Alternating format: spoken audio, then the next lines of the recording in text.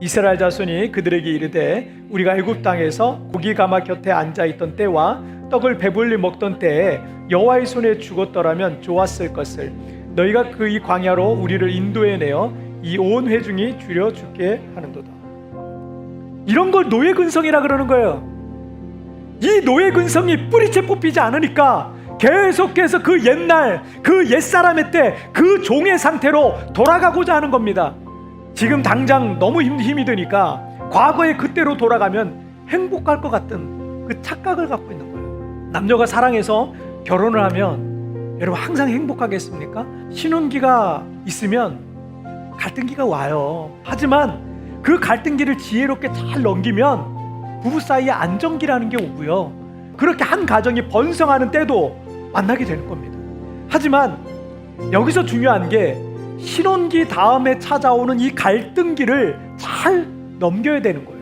이걸 못 넘기게 되면 그 다음에 오는 행복한 가정을 경험할 수가 없어요. 여러분들이 교회를 나와서 주님을 만나고 은혜를 경험해요. 예수 안에 있는 이 기쁨과 감사와 평안을 맛보게 되면 그게 얼마나 행복합니까? 세상에서 얻을 수 없는 참된 행복이라는 거를 거기서 경험하는 거예요. 그래서 주님 앞에 막 자원해서 시간을 들여요. 몸을 들이고 재능을 들이고 그냥 교회 자주 오고 싶고 목사님도 자주 만나서 좋은 말씀도 듣고 싶고 믿음의 성도들과 교제도 하고 싶고 그냥 그렇게 교회 생활이 너무나 좋은 겁니다. 그러다가 이스라엘 백성들에게 어려움이 왔을 때 그들이 불평하고 원망하는 이 과거의 노예 시절을 추억하고 그리워하는 것처럼 그렇게 우리가 영적으로 믿음이 떨어질 때가 있어요. 그래서 교회 생활도 귀찮아요. 다시 술 마시고 방탕하고 내 마음대로 살던 그때 그 시절이 좋았던 것처럼 착각하고 있는 겁니다. 그런데 사탄이 주는 시험이라는 것은 우리 안에 연약한 부분을 틈타고 들어오는 거예요.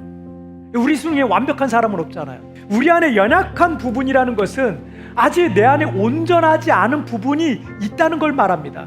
여러분, 시험에 빠진다는 것은요, 결국 나에게 아직 해결해야 될 연약한 부분이 남아있다라는 걸 말해요.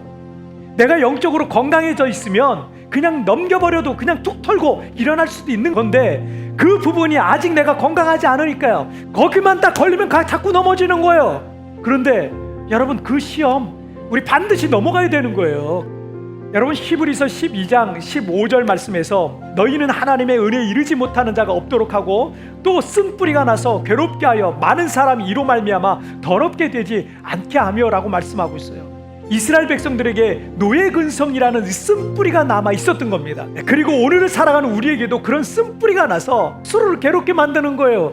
그런데 나만 괴롭게 하는 게 아니라 가족도 고통스럽게 하고 주변에 있는 사람들에게 고통을 주고 마음을 아프게 하고 죄짓게 만든다는 겁니다. 쓴뿌리를 갖고 있는 아버지는 자식의 마음에 씻을 수 없는 상처를 주기도 하고, 쓴뿌리를 갖고 있는 아내는 남편의 마음에 매일같이 비수를 꽂을 수도 있고, 쓴뿌리를 갖고 있는 남편은 아내의 마음을 갈길하게 찢어놓을 수도 있는 거예요.